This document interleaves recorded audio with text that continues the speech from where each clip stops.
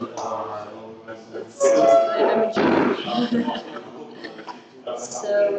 yeah. Okay, it's time to continue speech. Hey guys, thanks a lot, and let's try to continue to introduce the system. We saw that there is a huge gap open for some reason, and we'll find the reason in the coming slides. The reason might be wrong or correct, and you'll let me know, okay? Let's first compare the two systems that we have been seeing for 20 years in conventional graphing bilayer case, which looks like this when we plot them into a coordinate of vertical electrical field and carrier density. So without any external magnet field, it looks like this. Very plain, very trivial. You have the CMP, charging neutrality point of this greenish line. The resistance is about, let's say, megaohm or something like that. So according to different samples, you will have, in the previous slides I showed a PIL paper gives 10 to the 8th power 8 of resistance, which is 100 megaohm. In our case, we obtain something like a few hundred of kilo ohms. That happens depending on the sample. Anyways, the resistance is not very high, and the range of the carrier density is very small. If you count the numbers, let's say this is 0.2 times 10 to the power 13, and this is only about 1/10 of the range, which is about 10 to the power 12. That's a very small doping carrier density. So that means you will easily miss the resistive peak if you, for example, if your sample is not stable enough. You read that resistive peak, which is the off state in our binary system, any kind of transistor. If you remeasure that once the sample is doped a bit, you will miss that easily. So it's not a very good transistor for binary system, transistor for conventional computing technique. And if you make a line cut, same thing using the same axis in the carrier density, but in the new system of bilayer placed on top of a new insulator, you will see that the yellow dashed line gives you very similar on-state resistance, which is a few hundred ohms. That is affordable, quite low resistance. But in the insulator regime, among all these range of 10 to the power 13, you have always one single off-state, which means a very resistive peak, almost reaching the limit of your instruments. So basically what you measure is the maximum any kind of DC or AC method can give you, which is 10 kilo ohms. All right. So this insulator range, if we compare them directly, the difference is huge, and this might be possibly useful, but still the system shows this map will obtain that at very low temperature, it's 1.5 Kelvin. So this is still a low temperature phenomenon, and it's interaction induced, which we'll find more evidences in the coming slides. So we have some evidences in several small sections. Let's go one by one. First question is, can it be coming from any kind of impurities? So that's the first question we have to ask ourselves. In case we measure something wrong, for example, we measure some very dirty sample, it can be resistive due to localization. And of course, it's not the case. We check the sample under STM, and you see the honeycomb lattice very clearly and beautifully arranged. And there's some fringes, long wavelength fringes you can see that might come from the substrate of chromium oxychloride, but the wavelength is it's not in the energy range that is concerned in our case. So that's the impurity, the defects can be ruled out, and also we can measure multiple samples, all of them showing very similar behavior. Sometimes you have the boundary a little bit blurred, sometimes you have the noises in different regimes of gating or doping. But overall, all the samples, as long as you just place bilayer graphene on chromium oxychloride, you always obtain something at low temperature look like this. Okay, so it's reproducible and it's not coming from impurity, apparently. Then we have to determine, is this area, the whole insulating area, huge wide range, what's the carrier density of them. So the very easy way to determine that is to measure the sample under a magnetic field. You just push the system into a number levels. So all of them will be, the continuous dispersion will be squeezed into number levels, into a compressible and non-compressible gaps, a series of them, and each of the line corresponding to a fixed filling fraction that I just introduced yesterday. So if we make a line cut along this red dashed line at the nominal doping of 0.2 times 10 to the power 13, we will have a Landau-Fan mapping from 0 Tesla to 12 Tesla. And what's the difference here? We can see that the Landau-Fan doesn't extrapolate to one single point, unlike the monolith graphene or binary graphene case. The Landau-Fan should extrapolate it to one single point. So there is a spacing between the two sets of fans, from left-hand side to the right-hand side. And which this one, by the way, is hole doped, and these are electron doped. And also, there's another feature. If you look carefully, it looks like this boundary of the gap, where the conductivity is 0, is diminishing with increasing the external vertical magnetic field.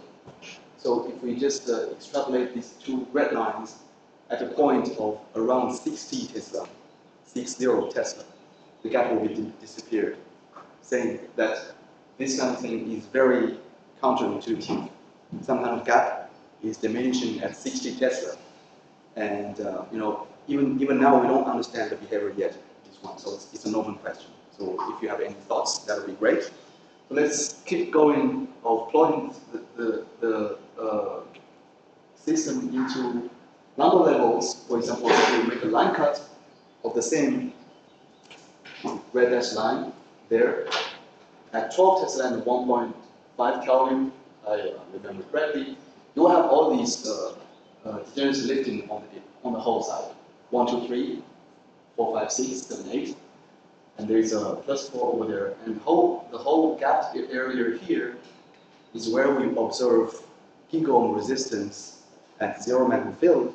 And there, plateau is 0. So apparently, all the gap region is placed themselves in the doping area where the charge is neutral. Okay, so it's happening in the charge neutral, the gap, first of all, and the resistance is super high, which was not observed before. We have already the two evidences. Now we're more confident to point ourselves toward the direction might be from exciton formation, because everything of the gap region is happening at the charge neutral. So then we have to find ourselves the result if the single particle picture is still valid in our system of this kind of single particle gap. So what we can do is we just by varying the temperature from the very low region to from say 1.5 Kelvin to 100 Kelvin, and indeed all these insulating red parts are disappearing, and even at the 100K they are much smaller in terms of amplitude of resistance. They're changing from like 3 orders of magnitude in the range of 100 Kelvin. So what we did in the next was to extract all these like 6 points of maximum resistance at 80 Kelvin. So we chose them at the maximum of the peaks. Just we define them along these maximums and try to get several different points and see how it looks like of these thermal activations. So it's very clear that all of them are following very good linear behavior if you plot them in the semi-log Arrhenius law behavior as a function of 1 over t.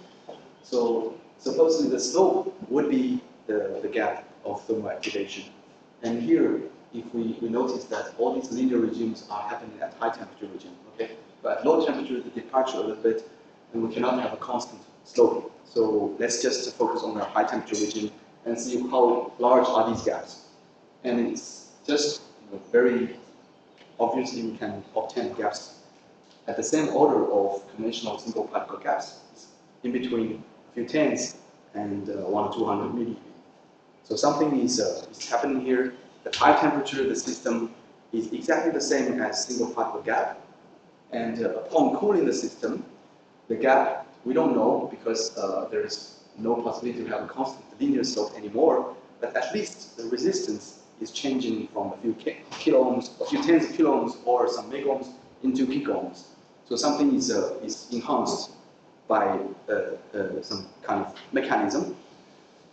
So then we use the same assumption as yesterday to construct the system again by starting from this conventional electrostatic model. So we suppose there is a surface state forming between bilayer graphene and this chromium oxide material, which is buried underneath the bilayer graphene of a distance of d. Then we'll have a 3 capacitance model. And using a different density of states and dispersion, we'll compute again the same isodoping levels of bilayer graphene case placed on top of these interfacial states. So the calculation technique is exactly the same for monolayer graphene. We just changed the dispersion and density of states, and all these parameters we just took from DFT or ab initio calculations from literature. And we have seen that all these features are very similar to experimental observations. You can see that there is a conventional phase where all these number levels are independent of displacement field D. And there's another regime which we call that interfacially coupled phase. In this phase, the number levels are bended, and there's a huge insulating area where the resistance goes up to rockets to tens or gigahms. And we can even solve the same Gauss function equation from the electrostatic model to compute in each of area the D displacement field and the effective carrier density injected into the surface space. This is how it looks like. So in all the areas there, the surface state of chromium oxide chloride is 0 because there is no charge transfer happening. So there is only conventional phase you can see because there is no whatsoever Wigner crystal formation.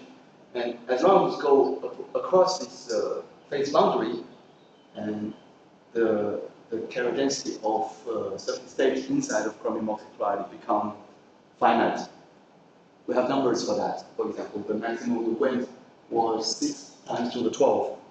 So these amount of carriers are injected into the surface of the surface state. And all these areas, they have a constant, vertically constant carrier density of surface state. So that means this, in each of these vertical line, it has a different carrier density of injected charges, supposedly it was supposed to go to bilayer graphene. Instead, it went into the surface state. Okay, that figure is it clear enough? Any questions for that? No. So it's just electrostatic model. So then, using this one, we'll just continue. So we know that in the system, all the behaviors are there. We have very resistive peaks. We know that the amount of charges which are injected in the surface state, which was, of course, calculated by a very simple electrostatic model. And we now check if there's any evidences of external or external enhanced condensate. Of course, the first thing we would like to do is just to measure the sample in the space of electrical field, which is in plane, and the magnetic field, which is perpendicular to the sample plane, and also temperature. So why we use the electrical field of in plane instead of voltage between source and drain is simply, I'll show you in the next slide. Now, when we measure the sample, source and drain, we have the voltage terminal, for example. So we can bias the sample from source drain with different voltages. And at the end, we found that all the voltages actually can be renormalized to the length of the sample. So just they are linearly increasing when the insulating phase is breaking down. So then we just renormalize all the electrovolts applied between sample, electrode, and source and drains into the electrical field, so that we'll have a very funny phase diagram. Looks like very much like a superconductor phase diagram. If anyone is working on superconductors, this would be very similar. All right. So there's a gap region. Also in superconductivity, there is a gap region too. There is a breakdown of the gap, when the in-plane electrical field is large enough, and there is a breakdown of the gap when the temperature is high enough. So if you make a line cut of different temperatures, which is basically the line cut along this direction, and we'll see that the very low resistance or very low differential conductance, very high resistance corresponding to the gap state. With increasing temperature, the gap disappears gradually, and the depth becomes shallower and shallower. At some point, it's just normal. If we make a line cut along horizontal line, like the blue dashed line and the green dashed line, you will have also a very funny scenario happening here. You will have a differential conductance which drops to 0. Let's say not really 0, but the limit of noise of our measurement. Okay, and we can define the tail where the noise is becoming dominant. But we call that a TC. And above, let's say when you have a large enough source and drain voltage, the system is just showing exactly as what we should expect from metals. It's just saturating at a reminiscent value at 0 at the ground state. So this is really something we cannot see in kind of band insulators, but we can just compare that directly to a picture of critical behavior that happens in the Bose-Einstein compensation for Cooper pairs in superconductivity. Here it's a little bit different. So that's some kind of evidence. Can we tune that or not? And we'll see that later. But first of all, as we say, we renormalize the electrical field, the voltage between source and drain into electrical field is because we saw that if you measure between different electrodes with different length scales, like distance of them can be well defined just by lithography, okay? You measure that. And if you measure the IV curves, all of them are linearly increasing. The breakdown voltage is linearly increasing with this increase of electrode distance. So we can then simply define the electrical field in plane by V over L. That will be our measure in the previous phase diagram of this axis. Okay. Actually, experimentally, originally they are voltages. We just convert them into electrical field. And the number of them is around 100 kilowatt per meter. Okay, so it's not very large. And then our collaborators theoretically compared the scenario of conventional band insulator. And band insulator can also break down the gap. I think we can write that somewhere here. Even in the band insulator, we can have some kind of curves like that. But the scaling behaviors are quite different. For example, in the band insulators, if you break down the band insulator, it becomes conducting, and then all the scaling of 1 over L, which is the size of the sample, as a function of this renormalized gap, should go to extrapolate to the origin. So that's called the Zheng line. And if you compare, there is a pair breaking mechanism in the system, then there will be extrapolated to a finite value, which is the green line. Departure is significantly at the limit of large L limit. For example, when 1 over L approaches to 0, which means the sample is super large, and you will have a more different behavior. At some point, they will cross and departure in another direction. So this is a theoretical calculation. And we have plotted out samples with different 1 over L scale as a function of EC, which is breaking down voltage. So you can, not voltage, I'm sorry, the electrical field, you can see that if this system can be extrapolated to 0, that would be very strange. So we just, made a polymer, how do you say that, with the multiple component fitting, that the curves will go to some kind of finite intercept with the y-axis. So unless there is a drastic change, otherwise we'll believe that our behavior of the system is more likely pair breaking. So that means there's some kind of indirect evidence from theoretical support suggesting that in our case there might be some there might be some electron hole pairs happening in the system. We call that exponent enhancement. And also experimentally we saw critical behaviors that the differential conductivity drops to 0, and this kind of drop to 0 behavior can be break down by applying an in-plane electrical field, which recovers the system from insulating to metallic behavior, and this is reversible. So the whole thing is tunable, at different doping, at different electrical field, and at different temperature. So it looks like very much superconducting behavior. So, can you show like the image with like 3 axes again? Yes, of course. The previous. This one? Yeah. Yes. So you said about the dependence on temperature and electric field, but what about the magnetic field? Do you think? Yeah. So it's, I just skipped that on purpose because we don't understand yet. We didn't understand this point of behavior yet because if you see that this is a gap defined by the DIO. Sorry. By this critical electrical field, let's say. The critical electric field required for breaking the insulating phase to recover the system from insulating to metallic is larger and larger when you enhance the magnetic field. So we don't understand that yet because we just show you there is another Landau-Fan behavior that the gap is closing. That gap is closing with increasing the magnetic field up to 60 Tesla. It looks like some opposite behavior is showing here. We don't fully understand yet, and it's just some kind of resources for theoreticians to consider how it's really going on there. To be honest, this is an open question too, and it would be great if anyone's able to give a thought, make some considerations to explain this behavior. There were some papers we found in literature. They consider the scenario of this kind of electron hole pairing exciton insulator under magnetic field, and according to literature, it's contradictory also. Some of them saying it should be enhanced, some of them saying it should be killed. So we don't know yet. Sorry for that. But that's a very good question and a very detailed observation too. And then let's go to some other measurements. So we know that the whole insulating phase can be killed by a fixed in-plane electrical field. Okay. Then we just keep the in-plane electrical field as a constant. You just keep this DC voltage, and then you measure the top and bottom gate to obtain the resistance of the sample.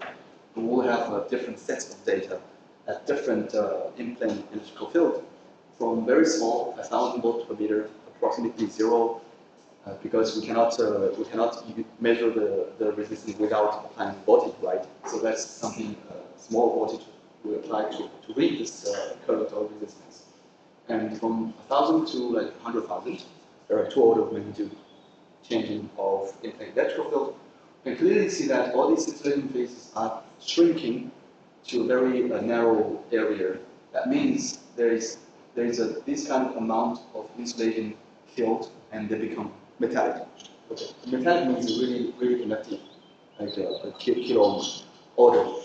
So there is some estimation. If our picture is correct, okay, so we can have a lower bound of estimation of our formation of EB, which is the breaking down energy of our this kind of electron hole pairs, excitons, to be around 100 millieV. Okay, that's an assumption. Then we'll have, in our case, the Bohr radius of a micron, which is huge compared to the optical measurements of purely bilarygraphy without any kind of interaction picture of regular crystals down there. So this is some kind of also puzzling result. Of course, this assumption might be not true, but at least we can compute the numbers directly and easily compare with the literature. So if there is really excitons, in our cases, there should be at the order of a few hundreds of nanometers, okay, huge. And then we just overlap all these boundaries in the previous slide. At each V bias, we'll have a new boundary where it defines the insulating area and this conducting area. We overlay them together, then just compare them with this electrostatic model. It looks like qualitatively in agreement. And then we can do further measurement, which is IV curves, of course. The easiest way to measure is we just go to different points, 1, 2, 3, 4, 5, at each boundaries to measure the IV curves. There's one thing also very strange, we don't fully understand yet, is that as long as we go into this, the strongest part, the strongest means it's killed last with the highest in-plane electrical field. the hysteresis is larger. So it's the opposite. So the color is not the same. So point 1 is at the boundary of the insulating and conducting phase. We have quite some hysteresis between trace and retrace. And as long as we go deeper into this insulating phase, for example, point 5, the hysteresis is disappeared, and the trace and retrace are almost overlapping each other, like there's no hysteresis anymore. So this behavior we don't understand yet. Neither.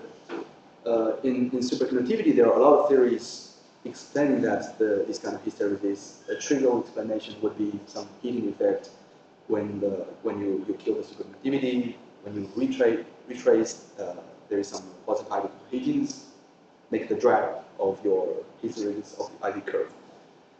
But in our case, we don't know because the whole thing is a new system.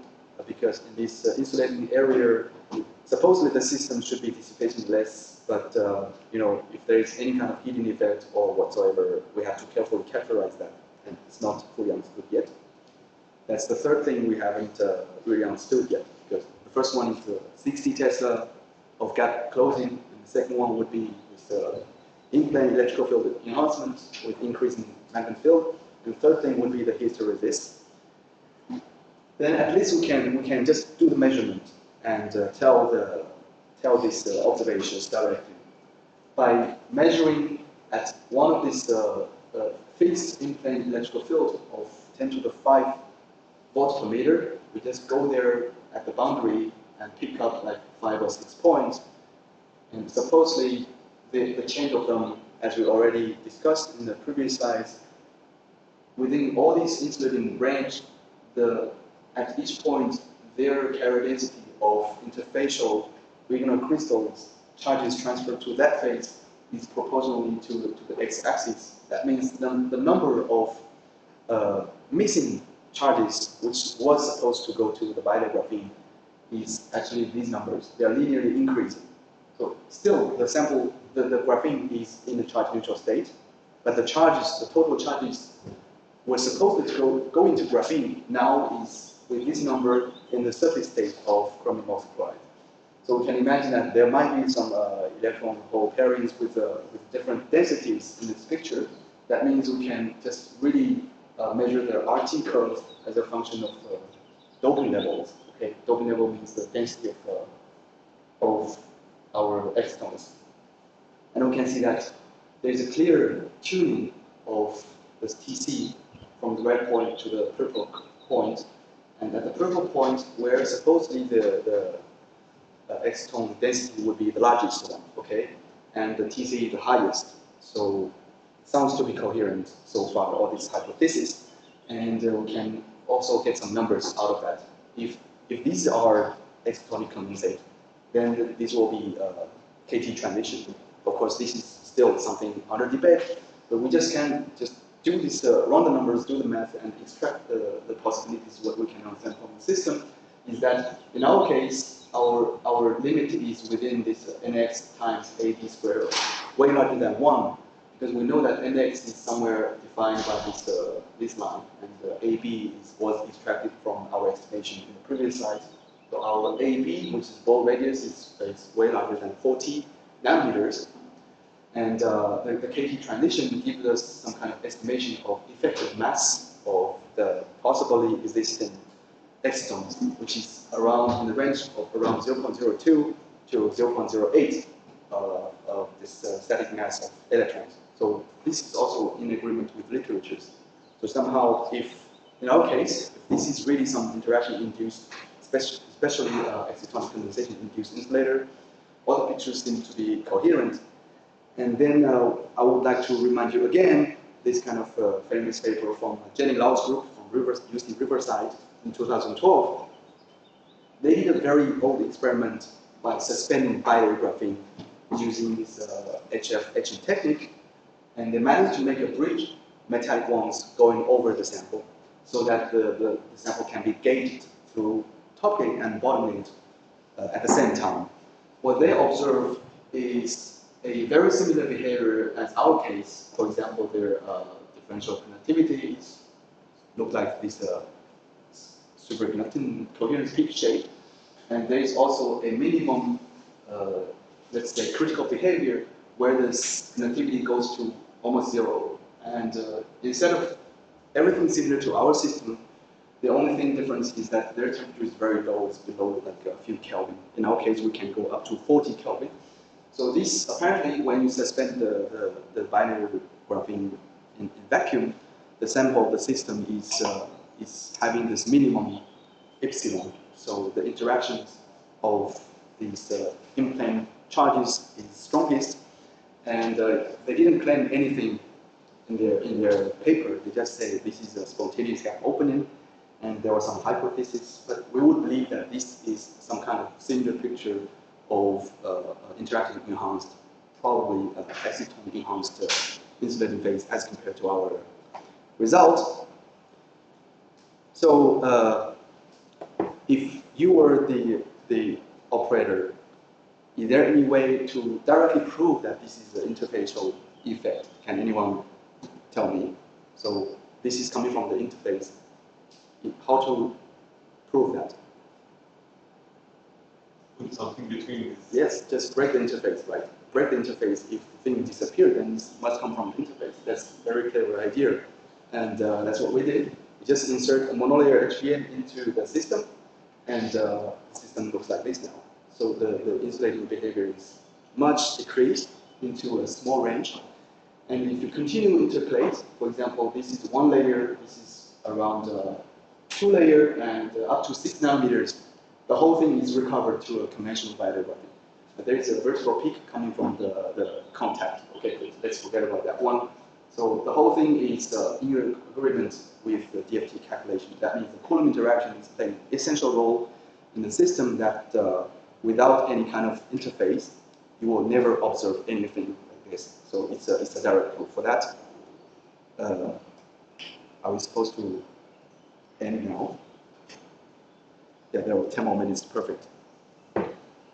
So what can we do with this? We have a new insulated phase, which sounds to be more robust compared to the single particle picture, and it gives us a larger range of gates. We can turn off the device, and its off state is more resistive, seems to be less dissipative, all good for applications, right? And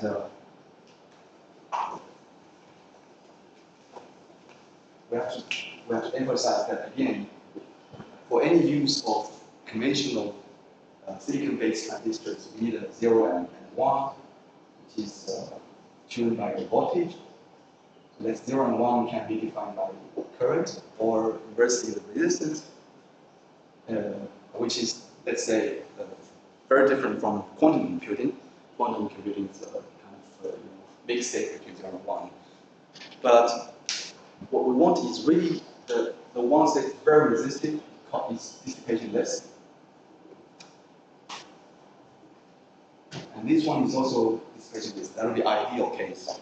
That means very conductive, sigma very high, very resistive, rho very high. That would be our ideal case for real application. And this is how it looks in our system. Of course, everything was done at very low temperature. If you make line cuts along, for example, 2 different samples along vertical line and horizontal line, you have a kind of a window that when you have 2 same top gates or back gates, the window are exactly the same from 0 to 8. And then you will have a PMOS-like, which is on at the whole side, something like that, and also an NMOS-like behavior. This is just exactly what people are doing for silicon semiconductors. And if you just link the 2 devices by some kind of wiring very easily, you will have an inverter working like this, that you just set this one of them at a good regime of TT, the other one is a BG, then you just bind them together, you suit the same window, the system will give you an on and off state, like a 0 and 1, and defined by, let's say, a very conventional way.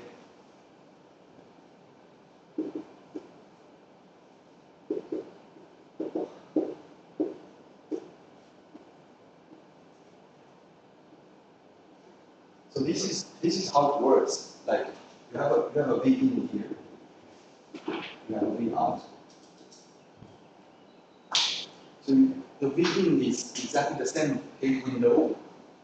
At some point, if you have a PMOS or if you have an NMOS down there, they will have different on and off regime. Ideally, one of them is this light, the other is this light. So when the window is flat at this area, so one of them is conducting, the other is not. The other is off. So this is provide a voltage of, this is a short, like provide one state. And in another range of window, you have the reverse. This one is shorted, and that one, this one is resistive, and that one is shorted. That means it's grounded, so it becomes 0. So that's how it works. And this is exactly in our case. For the first time, we can realize an inverter using graphene, right? So it's not a band gap, it's not a hard band gap like a semiconductor, but there was some interaction-induced gap which can allow us to do some demonstration of graphene-based transistors. And it works only at low temperature, of course.